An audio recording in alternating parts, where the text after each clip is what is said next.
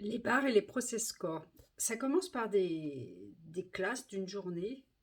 On parle plutôt de classe que de formation parce que l'idée c'est de pas de vous donner une forme, c'est justement enlever toutes les formes et structures qui vous empêchent de recevoir l'être fantastique, magique, énergétique que vous êtes. Et c'est un truc à vivre et à recevoir en physique, en présentiel. Donc dans cette première journée, que ce soit une classe de bar ou de lifting facial énergétique, facelift ou de process core, on vient juste recevoir ça. Pour se faire sa propre perception de ça, au-delà de ce qu'on imagine que c'est et que ça fait, de ce que d'autres en ont dit, il faut le vivre. Voilà.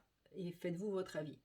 Ensuite, ça va un peu plus loin. Il y a des classes, fondation, choix des possibilités, synthèse énergétique de l'être, SOP, entité, X-Men.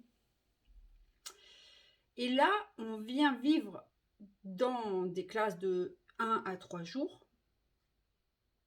une autre façon de fonctionner avec son corps, avec ce qu'on perçoit, avec ce qu'on croit savoir ou ne pas savoir. Et on vient expérimenter les fameux déblayages qui commencent tous par des questions. Et pas des questions à quelle heure qu'on mange, quoi. Non, des questions qu'est-ce qui est possible maintenant? Qu'est-ce qui est possible maintenant avec les corps, avec nos perceptions, avec les énergies, avec la conscience que je n'ai jamais cru possible? Que si j'en permettais les possibilités, actualiserait un truc waouh, waouh, waouh. Et cette habitude de demander plutôt que conclure, c'est pas naturel. C'est pas ce qu'on a appris à l'école. C'est pas ce que nos parents nous ont appris. Ça n'a rien à voir avec tout ce que toutes les techniques de soins classiques nous ont appris. Il n'y a rien à guérir, il n'y a rien à soigner, il n'y a rien qui va mal. Il y a juste qu'est-ce que c'est? Qu'est-ce que j'en fais? Puis-je changer? Si oui, comment? Et de quelle façon ces questions-là, ces DBH-là, ces process corps-là, les bars, le festif, MTVSS, Somme Zéro de Trauma, le processus des intelligences artificielles, les réalités présumées, les POVAD, c'est les points de vue que j'évite et je défends simultanément, et blabla, et tant d'autres outils, qu'est-ce qu'ils vont créer? Qu'est-ce qu'ils ont déjà créé individuellement et collectivement, et qu'est-ce qu'ils vont créer au-delà de tous les jugements qu'on a sur Access Consciousness, truc américain, c'est cher, et on apprend ça en une journée, mais non, ça doit être une formation longue où j'apprends toute l'anatomie, et puis j'apprends à faire des anamnèses, et puis voilà, je trouve vraiment sérieux de thérapeute, quoi. Ça, c'est trop simple, ce truc-là, de poser des questions. C'est pas poser des questions. C'est demander et recevoir. C'est déblayer tout ce qui m'empêche d'être, savoir percevoir ce que reçoit mon corps. C'est demander où est la magie là, où est le cadeau là, qu'est-ce que j'ai perçu et reçu là, quelles sont les prises de conscience, de quelle façon nous pourrions exprimer mieux qu'en vivant l'expérience et l'aventure que ça fait dans nos corps, ces trucs-là. Si je transmets un outil comme ça verbalement, en direct, on le fait, hein, on le fait notamment avec l'outil à qui ça appartient, Retour à l'expéditeur avec le sens attaché. C'est trop simple ce truc, ça marche. Parce qu'il y a des trucs qui m'appartiennent pas à moi. Euh, Et il y en a plein d'autres. Ah bon, quoi d'autre est possible? Ça fonctionne? Comment ça devient mieux que ça? Ça fonctionne? Toute la vie vient à moi avec quoi? Les anges, joie et gloire? Oh. Les anges, là, dans ce monde, ça fonctionne? Ça existe? Le mental, il aime pas du tout ça. Or, quand on parle, souvent, on parle à des gens qui sont... Dans quel espace sont-ils? Sont-ils dans un espace mental? Sont-ils dans l'espace de leur corps? Sont-ils dans l'espace de leur souffrance? Sont-ils dans l'espace de je sais déjà tout ça? Sont-ils dans l'espace du oh là là, c'est bien, c'est mal, machin? Dans quel espace sommes-nous quand nous parlons?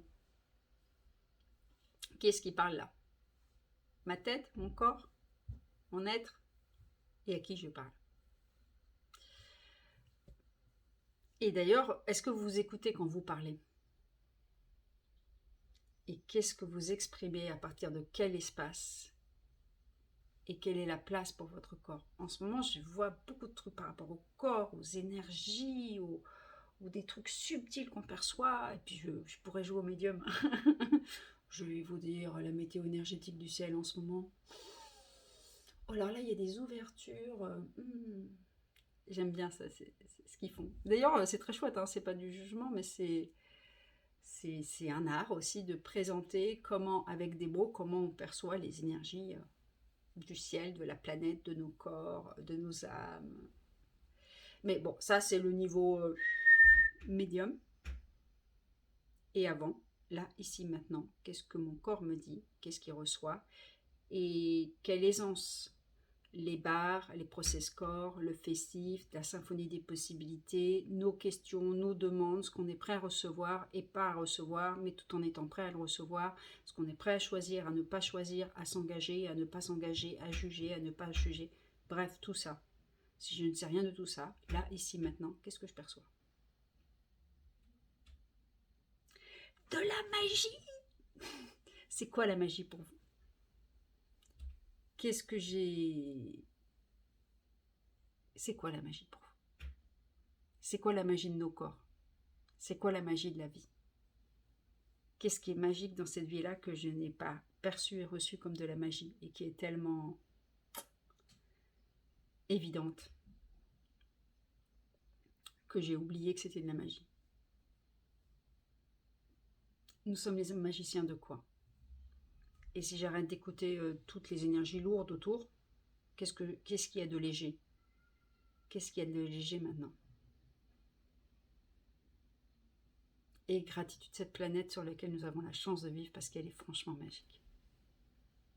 Bien au-delà de ce qu'on craint pour elle. Elle a une énergie constamment renouvelée. Je vous souhaite un beau printemps, un bel été, avec vos corps et avec la magie. Bye bye.